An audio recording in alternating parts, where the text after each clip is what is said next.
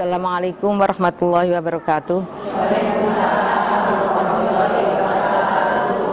Bismillahirrahmanirrahim. Alhamdulillahirabbil alamin. Wassalatu wassalamu ala asrofil anbiya'i wal mursalin sayyidina Muhammadin wa ala alihi wa sahbihi ajma'in. Wala haula wala quwata illa billahil aliyyil azim. Ibu-ibu sekalian, warga Ciganjur yang saya cintai, marilah kita sama-sama menghaturkan puja syukur kehadirat Allah Subhanahu wa taala karena kita semua telah mendapatkan rahmat dari Allah yang sangat besar sekali, yaitu tambahan umur 1 tahun lagi. Ya. Nah, kalau dulu tahun yang lalu kita bisa berkumpul dan juga melakukan kegiatan yang sama, maka alhamdulillah Tuhan memberikan lagi 1 tahun lagi umurnya tambahan, dan kita bisa bertemu lagi di sini untuk melakukan kegiatan yang sama, yaitu pemeriksaan pap smear yang cuma-cuma yang dilakukan oleh Yayasan Puan Amal Hayati.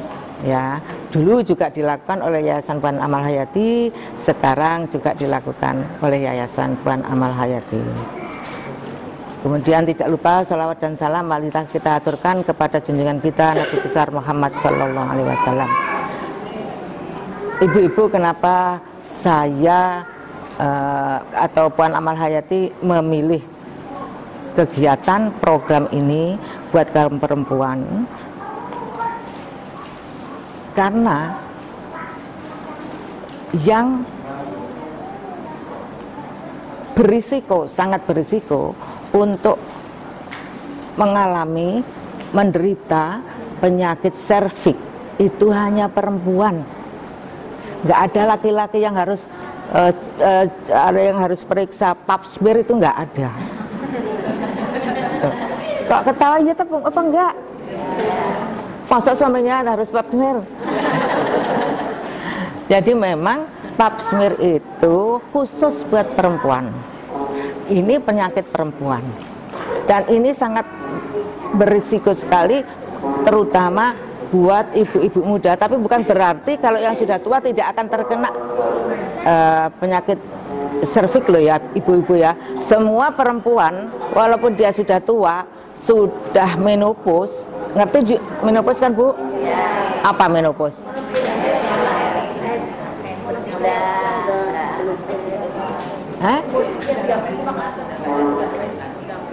Yang tidak haid lagi.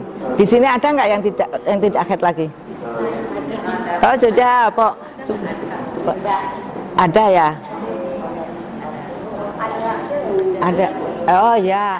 Tapi tetap loh, jangan sampai terlena. Wah, umur saya sudah sekian, saya sudah menopause, nggak mendapatkan mens lagi, kan nggak perlu. Tidak sama sekali, tetap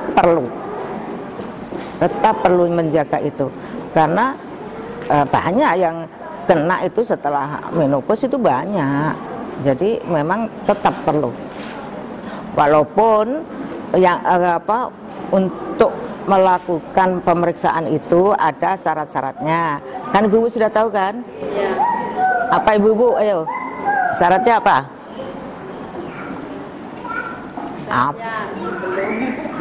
Enggak. Salah satu kalau malamnya tidak boleh main dengan suaminya. Ada enggak yang tadi malam main?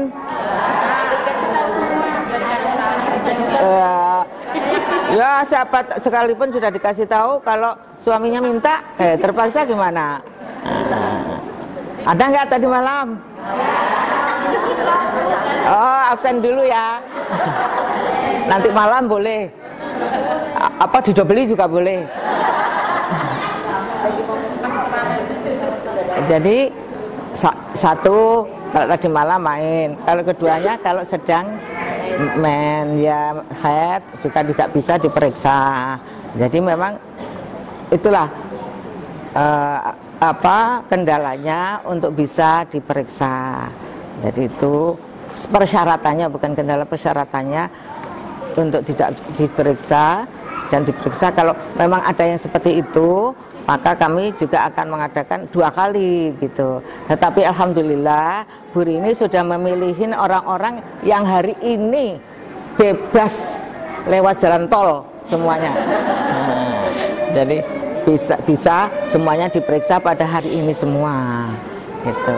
Dan memang karena ya itu tadi, serviks itu sangat membahayakan buat perempuan. Yang punya sakit itu ya juga perempuan toh. Padahal serviks itu adalah alat kita, alat perempuan untuk melahirkan. Karena itu disebut alat reproduksi. Alat reproduksi perempuan itu serviks itu. Laki-laki enggak, bebas dia. Jadi itulah, kita harus bisa menjaga sendiri alat-alat reproduksi kita agar terhindar dari penyakit-penyakit yang tidak diinginkan. Karena bagaimanapun perempuan itu adalah tiang rumah tangga, ya kan? Perempuan harus melayani suami. Kenapa? Pancadharma wanita. Oh, termasuk pancadharma wanita. Apa saja pancadharma wanita tuh? Mencari nafkah tambahan, mengurus suami, mengurus anak-anak, terus? ibu rumah tangga, terus. Udah. Nah, itu namanya nakalan, Bu. Laki-laki juga harus begitu, mengurus rumah tangga ya juga laki-laki juga iya. Kan kalau mencari nafkah iya, tapi mengurus rumah tangga juga iya, mengurus anak-anak ya anaknya wong loro. Anaknya berdua, siapa sih yang bisa melahirkan punya anak tanpa ini dari suami? Kan nggak ada. Kalau punya anak ya mesti harus dari suaminya kan. Nah, jadi mengurus anak itu juga harus berdua. Kalau harus perempuan tok itu namanya nakalan. Jadi karena itu memang selama ini masih pancadharmanya seperti itu. Makanya ini sangat penting sekali buat ibu-ibu. Karena kalau ibu-ibunya sakit terkena seperti itu, siapa yang ngurus anaknya? Tetangganya, orang lihat, perempuan yang lain, boleh? Nah, enggak. Siapa yang ngurus suaminya? Katanya tadi ngurus suaminya. Siapa? Kalau ibu-ibunya sakit siapa yang ngurus suaminya? Katanya diurus keponakannya. Keponakan yang mana gitu kan? Disuruh saudaranya, saudara yang mana? Boleh enggak? Boleh enggak diurus orang lain? Nah, makanya jadi kesehatan perempuan itu memang sangat prima untuk dijaga. Nah, siapa yang bisa menjaga kalau tidak diri kita sendiri, ya kan? Jadi ibaratnya kalau ibu-ibu mengalami sakit, jangan sungkan-sungkan, jangan eman-eman untuk periksa, karena yang menanggung akibatnya itu kita sendiri. Akibatnya itu panjang. Kalau laki-laki itu ya cukup sakit ya udah, bisa diurusi istrinya, dilayani segala macamnya. Tapi kalau perempuan yang sakit, nah ya ada nggak yang bapaknya yang ngurusin? Ngantar ke rumah sakit aja enggak? Lah ya kan? Kalau bapaknya yang sakit, ibunya yang ngantar kan ke rumah sakit? Ya iya. Jadi memang inilah kesehatan perempuan itu harus betul-betul dijaga. Perempuan harus selalu sehat. Ya, amin. Selehat, kalau ada apa-apa cepat periksa. Karena kalau tidak sehat, nah banyak kok perempuan yang bersedia. Nah itu banyak yang bersedia, yang daftar itu sudah berarti kan, ya nggak? Nah, iya, makanya kita harus menyadari itu. Kita harus berpegangan pada itu. Enak banget kita yang sudah ngurusin tiap hari sebenarnya, kalau kita sakit aja nggak diurusin, terus ngelirik yang lain ya. Ya jadi memang kesehatan perempuan itu memang yang harus diutamakan, dan yang tahu dan yang harus menjaga adalah kita sendiri. Nah, alhamdulillah saya Kepuan Amal Hayati diberi apa ya, katakanlah kelebihan dari Allah Subhanahu wa taala untuk bisa ikut serta mengurus kesehatan ibu-ibu sekeliling Puan Amal Hayati, yaitu di RT-RT sekeliling kita. Alhamdulillah dengan ini kita Puan Amal Hayati bisa berpartisipasi, bisa ambil bagian untuk menyehatkan ibu-ibu semua. Semoga semua ibu-ibu di lingkungan Puan Amal Hayati atau di Ciganjur ini semuanya sehat-sehat walafiat, bisa menjaga rumah tangganya, bisa merawat anak-anaknya, bisa mendidik anak-anaknya, dan bisa berjuang buat bangsa dan negaranya. Ibu-ibu sekalian, untuk pengantar dari saya cukupkan sekian dulu. Setelah ini nanti akan ada penjelasan dari Ibu Tari, yaitu yang akan melakukan pemeriksaan kepada kita semua, karena beliaulah yang lebih mengerti tentang seluk-beluk dari penyakit ini. Ya, hanya saya ingin menyampaikan juga, biasanya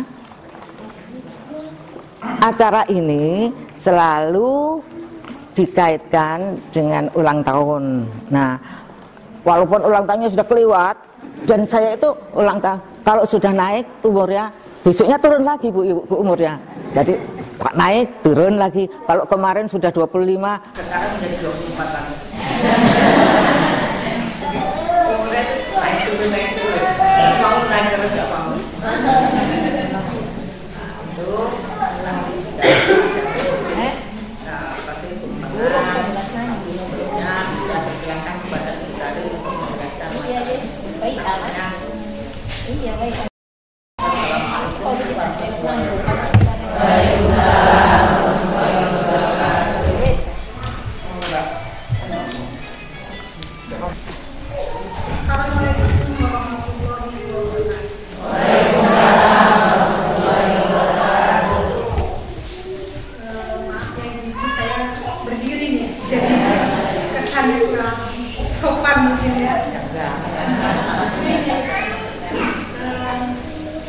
pertama-tama saya ingin mengucapkan bilang mungkin sudah terlambat katanya ulang tahun.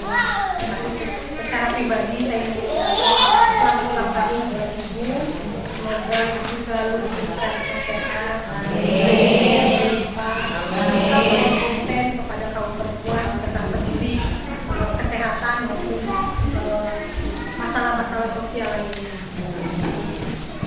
Kemudian Ibu juga tadi sudah menjelaskan tentang secara global tentang pemeriksaan kanker serviks atau screening pap smear.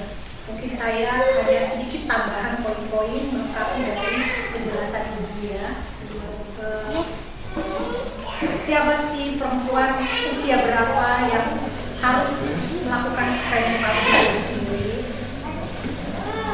Wanita atau perempuan yang sudah melakukan hubungan seksual, tidak ada batasan usia, baik yang sudah produktif maupun yang sudah menopause atau berhenti haid, sebaiknya harus melakukan screening pap smear setahun sekali. Karena kenapa? Kita tidak tahu kapan berkembangnya sel itu sendiri. Sel itu menurut penelitian berkembang sampai 3 tahun ke depan. Jadi, kalau ada ibu-ibu bertanya, saya sudah menopause dan usia saya 70 tahun, bagaimana? Bisa dilakukan Bu, tetap bisa dilakukan. Selagi dengan beberapa syarat. Satu, ibu dalam kondisi sehat. Kedua, ibu masih mampu untuk melakukan pemeriksaan. Karena maaf ya ibu, kalau yang sudah berhubungan itu biasanya hormon lendir itu agak sedikit kurang. Jadi mungkin pemeriksaan agak terasa sakit. Tapi kalau ibu merasa tidak apa-apa atau baik-baik saja, terus lakukan itu pap smear. Kemudian saya juga menambahkan periksa pap smear, screening pap smear, jangan tunggu timbulnya gejala. Karena biasanya kalau sudah timbul gejala itu kemungkinan besar sudah menjadi kanker atau kita bisa diagnosa langsung positif kanker.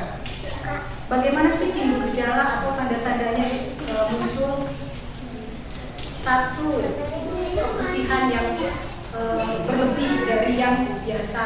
Keputihan bukan berarti udah pasti terkena kanker ya. Jadi biasanya faktor stres, kelelahan, perkembangan hormon ketika kita untuk yang masih produktif, paumen atau setelah men biasanya produksi hormon keputihan akan lebih banyak munculnya.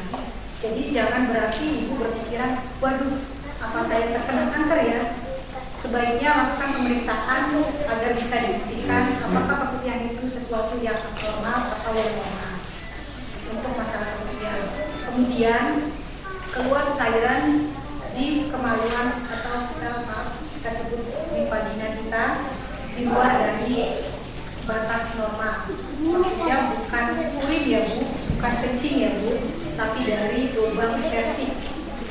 Cirinya keluar yang terus-menerus atau berbau yang tidak normal yang khas kita bilang karena ada timbulnya infeksi Bu. Jadi baunya seperti maaf ya Bu ya, boros kita bilang. Kemudian yang masih berhubungan biasanya ketika habis melakukan berhubungan timbul perdarahan, baik perdarahan hebat ataupun sedikit. Jadi kalau sudah timbul tanda-tanda seperti itu, segera lakukan pemeriksaan. Jangan ibu menyimpulkan atau mengandai-andai sendiri, ini nggak apa-apa, ini hanya biasa. Tapi lakukanlah pemeriksaan sedini mungkin. Kemudian yang berikutnya, ketika sudah henti men atau menopause, sudah berpuluh-puluh merasa sudah berhenti mennya, tiba-tiba terjadi perdarahan juga, meskipun itu sedikit ataupun banyak, juga segera lakukan pemeriksaan. Karena itu juga salah satu dari tanda-tanda terkena kanker versi. Jadi bukan berarti yang menopause, saya sudah mati, tidak ada suami, saya sudah tidak melakukan hubungan seksual, saya sudah tidak main lagi, berarti saya kan bisa bebas. Saya sudah bilang tadi dari awal, kanker cervix berkembang 17 tahun ke depan. Jadi kita tidak tahu kapan usia itu ada kanker, ada sel yang abnormal berkembang. Karena wanita semua mempunyai kanker. Sel kanker itu di tubuh kita punya, tapi berkembangnya berbeda-beda. Contohnya, kita sama-sama makan nasi Bu, kita sama-sama makan ikan asin, tempe, sayur, semua atau yang satu tidak punya keturunan, yang satu punya keturunan, tapi yang nggak punya keturunan malah kanker, kemudian yang tidak ada keturunan, yang punya keturunan malah baik-baik saja. Itu tadi saya bilang, semua perempuan punya sel kanker, tapi bagaimana berkembangnya itu ada beberapa faktor yang satu berganti dari pasangan, gaya hidup yang kurang sehat seperti merokok, alkoholik, atau maaf ya Bu, seringnya berjual, seringnya terkena infeksi di bagian kemaluan atau langsung ke bagian dalam organ intimnya. Itu beberapa faktor resiko. Jadi saya juga berterima kasih kepada Ibu Sinta beserta tim Yayasan Keluarga Mahayati yang tetap konsisten bekerja sama dengan Yayasan Kanker untuk peduli deteksi dini kanker dan khususnya untuk perempuan. Jadi saya sekali lagi mengimbau ibu, ayo Bu sadari diri sendiri, karena yang tahu kondisi versi ibu, kesehatan organ ibu adalah ibu sendiri. Jangan dengar omongan orang lain atau jangan dengar pendapat-pendapat yang belum tentu benar. Intinya jaga kesehatan ibu dengan rutin melakukan pemeriksaan ini, di samping sehat ya Bu, ya seperti tadi dari kebiasaan seperti rokok atau alkoholik atau ya saya rasa ibu-ibu di sini tahulah yang mana yang baik dilakukan dan mana yang tidak baik dilakukan. Tapi yang terpenting periksa jangan tunggu ada keluhan. Jadi lakukanlah pemeriksaan rutin setahun. Saya cukup kami bagian di waktu, tapi saya beri kesempatan kalau ada kira-kira sudah punya bertanya tentang resepsi, mudah-mudahan saya bisa membantu pengetahuan. Ya,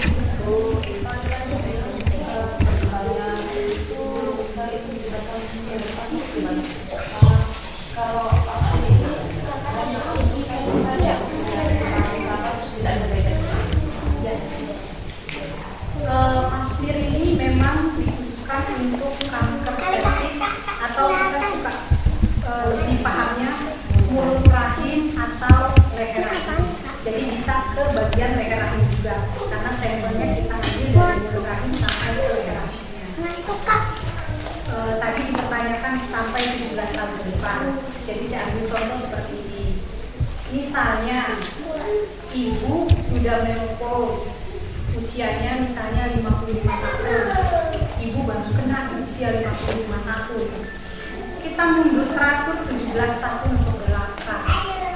Jadi 55 tahun dikurang 17, berapa ibu kira-kira? 38. Berarti kita bisa menghitungnya di usia 38 itu sebenarnya ibu sudah terkena kanker. Tapi karena ibu tidak pernah melakukan screening, pasnya sel itu tidak terdeteksi. Munculnya ketika ibu gejala tadi, yang perdarahan, keputusan, buang cairan berbau, itu berkurang. Jadi kalau ibu terkena di usia yang lebih muda, berarti usia itu ibu sudah terkena benar, selnya itu sudah ada, tapi karena tidak terdeteksi. Jadi makanya usia berapa sih Pasmir itu? Saya tidak membataskan usia. Jadi saya secara global hanya menunjukkan perempuan yang sudah melakukan kontak seksual diharuskan untuk melakukan Pasmir. Jadi kalau dia dia sudah head ya di usia 13 tahun dan dia juga sudah melakukan seks atau dia sudah menikah, sebaiknya lakukan screening Pasmir untuk pencegahan. Jadi deteksi di kanker itu kita mencari mencegah, bukan mengobati jadinya. Karena kalau mengobati kita sudah kena kankernya. Jadi prosesnya jadi pengobatan gitu. Tapi kita berharap kita menjaring yang untuk deteksi dirinya, untuk mencegahnya. Bukan berarti kalau ya saya sudah ini, sudah terlanjur, jangan tetap lakukan pemeriksaan. Tidak ada kata terlambat. Jadi tetap lakukan pemeriksaan. Paham? Ada lagi yang tanya lagi? Tanya atau Bu, jelas. Ya, silakan orang kalau terlalu lama berlalu bisa mengakibatkan terlalu lama berkabin. Seperti pil, suntik, penelitian secara khusus sih belum ada yang mengatakan KB ini bisa menyebabkan kanker. Ya, ini secara ini ya, tidak ada khusus gitu. Dan seperti Ibu pertanyakan tadi, saya menggunakan KB suntik terlalu lama, bisa nggak? Itu pun belum ada penelitian yang mengatakan KB yang terlalu lama bisa menimbulkan kanker. Itu ya Bu ya. Tapi memang itu termasuk faktor dari bagian dari resiko juga. Karena apa? Semua KB penuh resiko ya Bu. Semua KB penuh resikonya. Selain lebih banyak keuntungannya juga ya. KB spiral, KB kondom atau kalender lebih aman dari KB suntik, pil atau yang menggunakan obat-obat hormonal. Karena apa tadi? Kalau obat hormonal masuk ke dalam tubuh yang terus-menerus, kemungkinan terjadi bisa. Tapi saya tidak mengatakan itu pasti. Dalam tubuh ibu-ibu hormonnya berbeda-beda. Ibu pakai 10 tahun KB suntik baik-baik aja. Tapi maaf, ibu satu yang pakai cuma setahun, tiba-tiba dia langsung terkena positif. Jadi seperti saya bilang itu, tidak semua sama. Jadi bukan berarti KB suntik nggak bagus, KB ini nggak bagus. Tapi sebaiknya sih memang harus kombinasi. Biar apa? Ya, hormon dalam tubuh terus bisa stabil. Karena kalau kita KB suntik, contohnya misalnya KB suntik ya Bu, kalau KB suntik yang 3 bulan biasanya 3 bulan nggak Bu? Ya. Secara awam kita berpikirannya itu kemana ya darah ini kita harus keluarkan, ya kan? Apakah harus mengendap dan itu bisa jadi penyakit? Ya kan? Kita secara awam berpikirannya seperti itu ya. Saya kasih kesimpulannya begini saja. Sebagian bisa saja terjadi. Jadi tidak sehat yang tidak dikeluarkan, tapi dikembalikan lagi. Itu obat hormon yang bisa mempekerjakan untuk memberikannya maka dia stabil. Kalau tubuh ibu bisa menerima responnya, hormonnya bisa bagus menerima, itu bukan sesuatu yang biasanya reaksinya langsung ya ibu-ibu. Kalau nggak cocok KB suntik biasanya reaksinya langsung kan, entah pusing, entah flek-flek terus. Nah, itu berarti tubuh ibu tidak cocok menggunakan KB hormonal. Berarti harus diganti, bukan berarti ini biasa aja, coba daripada saya nggak KB sama sekali. Jangan lakukan seperti itu Bu. Jadi saya bilang jangan sok tahu atau jangan mengambil kesimpulan sendiri. Tapi datanglah dirinya, tanyakanlah yang terbaik itu seperti apa. Jadi cukup ya jelas ya, tapi yang terus-menerus pemakaiannya bukan bisa menimbulkan kanker, saya menjawabnya belum tentu. Tapi bukan berarti ini juga kan, jadi sebaiknya itu bisa dilakukan. Kalau bisa dilakukan kombinasi, silakan lakukan kombinasi untuk KB. Tapi kalau tidak, bantu dengan training saya bilang tadi. Karena memang ini sekedar pengetahuan aja ya Bu, di luar dari kanker cervix ya Bu. Yang hormonnya kurang stabil, biasanya yang menggunakan KB suntik atau pil ya hormonal, itu untuk perkembangan di dalam tubuhnya kurang abnormal. Jadi makanya suka sering ada kisah bukan hanya gratis ya Bu, bisa di payudara. Biasanya kalau yang sudah timbul seperti itu, dokter akan menyarankan suntikan KB hormonal karena akan memicu perkembangan sel dan ada lagi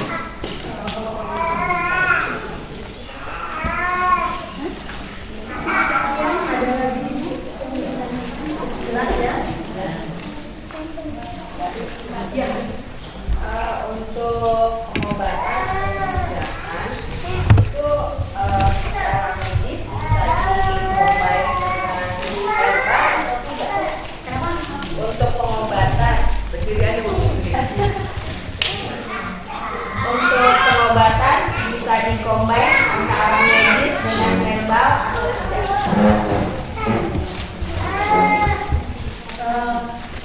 Karena saya bekerja di bidang medis ya Bu, bukan berarti saya juga tidak menganggap herbal. Kalau kita sudah terkena terdiagnosa terkena kanker ya Bu ya, atau penyakit apalah, sekarang kita bicara terkena kanker ya Bu. Kalau kita sudah terdiagnosa kanker, yang utama dilakukan yang ilmu pastinya pastikan ya kan ya Bu, kita lakukan dulu. Apa yang dianjurkan oleh medis biasanya step by step ini apa gitu ya Bu ya. Kemudian sebagai orang yang mengalami atau yang menderita atau keluarga yang punya hak dan punya kebebasan untuk berusaha yang terbaik ya Bu ya. Jadi contohnya segala macam saya gunakan lah untuk kesembuhan gitu. Jadi silakan mengumpul. Kalau Kalau mau ke herbal atau mau ke alternatif lainnya silakan. Tapi satu pesan saya, jangan tinggalkan medis. Jadi tetap dikontrol. Biasanya sih kalau yang mau herbal pun akan tahu. Bu, saya dikasih obat ini, obat herbal, tapi jangan tinggalkan medis. Jaraknya biasanya sejam setelah minum obat medis atau obat herbal baru lakukan. Jadi saya minum dari obat medis ya, 1 jam berikutnya ibu herbal gitu, atau dibalikannya herbal ibu atau obat kimia itu. Cuman kemungkinan yang sudah dijalankan sembuh, kalau ibu menggunakan kombinasi seperti itu, kita tidak tahu ketika ibu mengalami sembuh, obat mana sih sebenarnya ini yang cocok? Apakah obat medis yang memang benar ini apa namanya pastinya, atau ini keduanya dari obat herbal? Karena pakai kombinasi saja, jadi kita nggak tahu. Terus kedua, ketika ibu mengalami drop juga sama. Penyebabnya kenapa sih? Apakah dia tidak cocok dengan obat medis? Apakah dia tidak cocok dengan obat herbal? Kita bertanya-tanya sendiri ya Bu ya. Ya. Jadi itu tadi saya bilang, silakan, tidak ada medis itu tidak melarang gitu. Cuman berarti gini Bu, ketika ibu terkena kanker, ibu meninggalkan medis, ibu langsung ke herbal. Saya sarankan jangan tinggalkan medis yang utama. Kalau ibu mau cari herbal atau cari lainnya silakan. Karena banyak sekali itu yang harus medis juga tidak tertolong karena dia adanya herbal. Ini masuk apa saya kasih contoh ya. Kalau ibu mungkin melihat ibu kan suka hipotesis juga nih kan ya.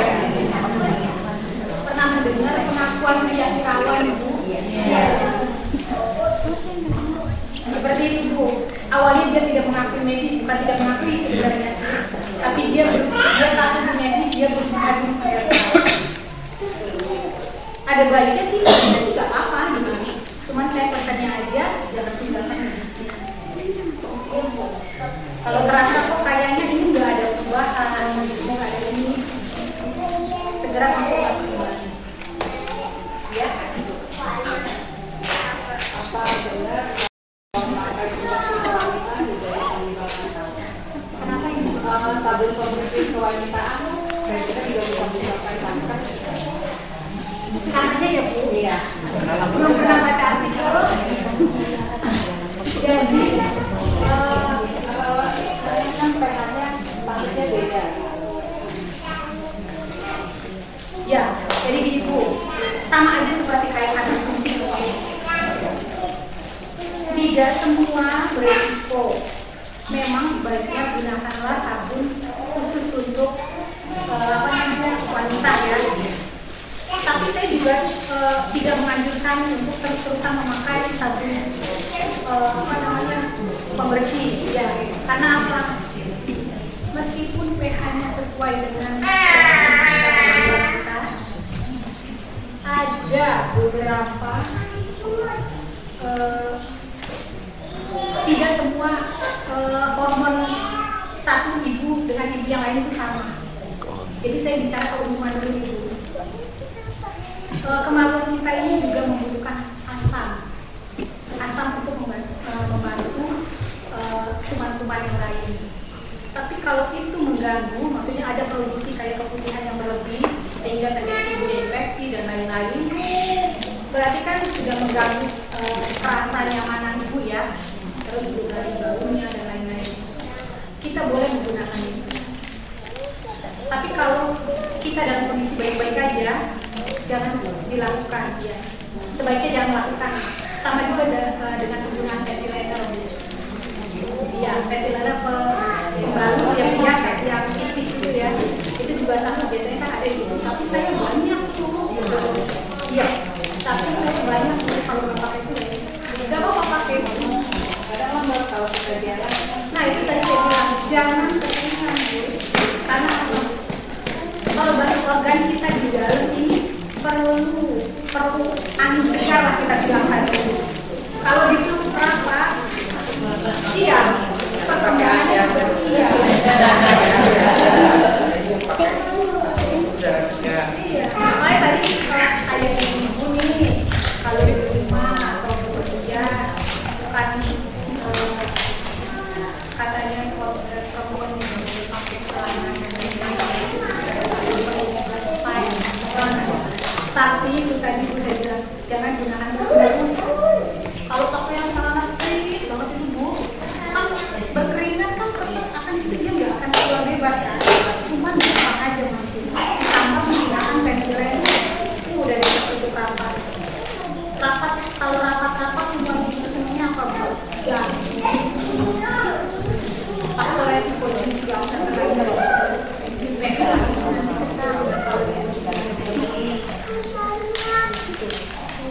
Baiknya buat dipakai sehari-hari itu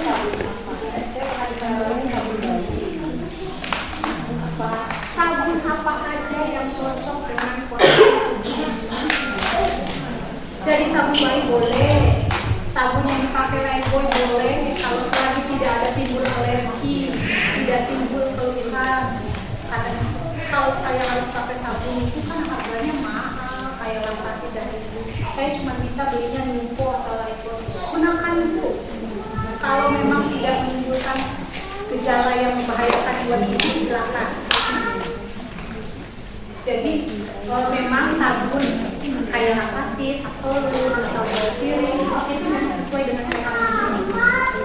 Tapi tadi seperti saya bilang, kadang-kadang pH yang merugikan itu membantu untuk menangkal bakteri-bakteri yang ada di sini. Jadi kalau dibersihkan semua mati. Yang melindungi itu nggak ada. Kalau terlalu bersih ada yang jadi gunakanlah seperlunya. Jadi ketika ibu membutuhkan itu, boleh silakan menggunakan. Tapi kalau ibu dan boleh baik-baik aja, nggak perlu juga.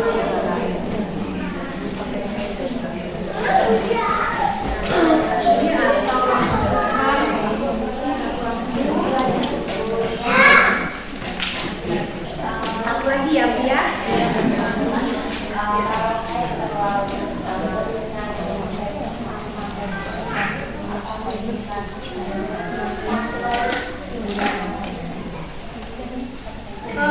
Ya, nyeri head yang berlebih. Kadang-kadang tempat itu ya Bu. Coping mekanisme pertahanan tubuh kita berbeda-beda. Jadi ada yang headnya, tadi saya bisa kalau dengan obat, saya bisa nahanin ya. Biasanya ada latihan, maksudnya dengan bergerak biasanya juga gerak dengan sendirinya tubuh. Itu saya bilang hormonal tadi. Tapi kalau ada yang kondisi orang sampai pingsan, itu kita bisa kategorikan kelainan, tapi kelainan yang normal. Jadi ada yang membutuhkan untuk obat-obat penanganan penyakit. Ada yang, itu tadi saya bilang, kalau dia sibuk nyerinya hebat tapi dia masih bisa menahan. Kan nyeri itu bermacam-macam ya Bu, ada skalanya, skala dari 1 atau sampai 10 gitu. Yang merasakan itu semuanya diri sendiri Bu, yang mengalami. Jadi ketika dia obat tingkatan 25, menurut saya tingkatan itu sudah 2. Jadi kan beda-beda. Cara pertahanannya gini. Kalau seadanya nyeri sakit, kayak itu muncul, biasanya yang ringan ya banyak minum air putih. Tapi yang sedikit hangat itu banyak.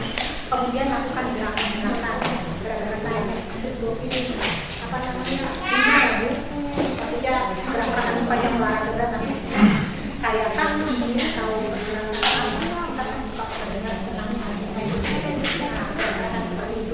atau kalau biasanya banyak tidur, biasanya ada sedikit untuk mengurangi itu. Tapi ada juga penelitian bisa banyak mengkonsumsi antioksidan itu membantu hormon tubuh. Kan hormonnya berbeda tubuh, itu agak lebih sensitif kalau yang nah itu biasanya coba lakukan konsumsi antioksidan. Antioksidan itu terdiri dari vitamin A, C, Bu. A, C, dan E. Jadi banyak dari buah, sayur, pokoknya sayur yang konsumsi A-nya tinggi dulu. Itu biasanya bisa mengurangi ini. Tapi kalau masih sampai terjadi bisa baiknya ke dokter. Biasanya sih dibantunya dengan obat ini untuk menghilangkan nyeri. Kadang-kadang kayak obat yang ganti atau apa itu jam ini atau biasanya suka membantu. Tapi kalau ada yang berhenti sampai kan kita nggak boleh diamkan ya Bu ya. Biasanya melakukan pemeriksaan ke dokter, dokter bisa membantu dengan meringankan. Tapi biasanya dokter juga mengajukan seperti itu Bu, konsumsi dulu. Kan kita tahu nih Bu, waktu kita tahu dia ya. Sebelum bilang men, coba gunakan latihan yang seperti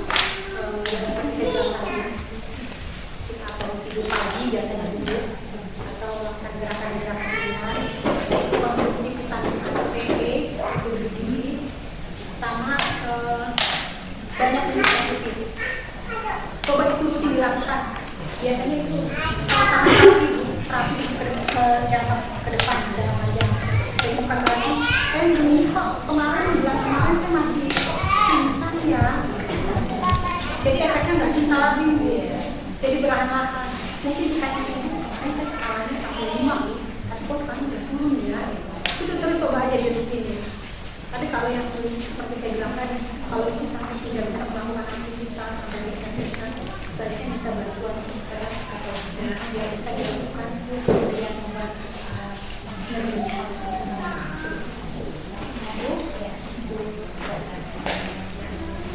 ya Bu ya. Kayaknya saya ngomongnya terlalu panjang, tapi bilang di awal sedikit saja. Nanti kalau kurang jelas bisa dilanjutkan di posyandu.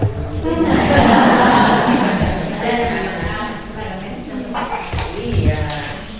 Ya, intinya sih sadari kesehatan diri, peduli diri sendiri. Seperti yang bilang tadi, siapa yang peduli dengan diri kita sendiri kalau dan diri kita sendiri, ya. Akhir kata saya ucapkan wabillahi taufiq wal hidayah. Wassalamualaikum warahmatullahi wabarakatuh. Mohon doa restu dari semuanya ya dia, mudah-mudahan kata kuat cepat bisa dibangun kepada kita bisa beraktivitas, kita terus mengamalkan dan harus berpuasa dan apapun yang akan kita lakukan kita lakukan. Kalau di sini kan terbatas ya, mungkin enak di sini, tapi kan tidak luas. Ada apa? Kita bergerak bermengalayani kegiatan yang jurusannya ajaran Tuhan, insya Allah bisa dilakukan.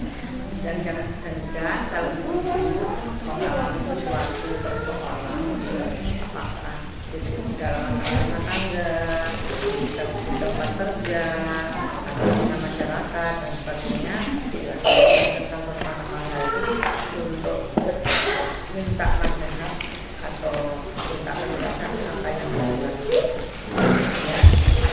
Ya, sekarang kita permainan kita lanjutkan dengan pembacaan doa dulu yang akan disampaikan oleh Pak Kiai Amin.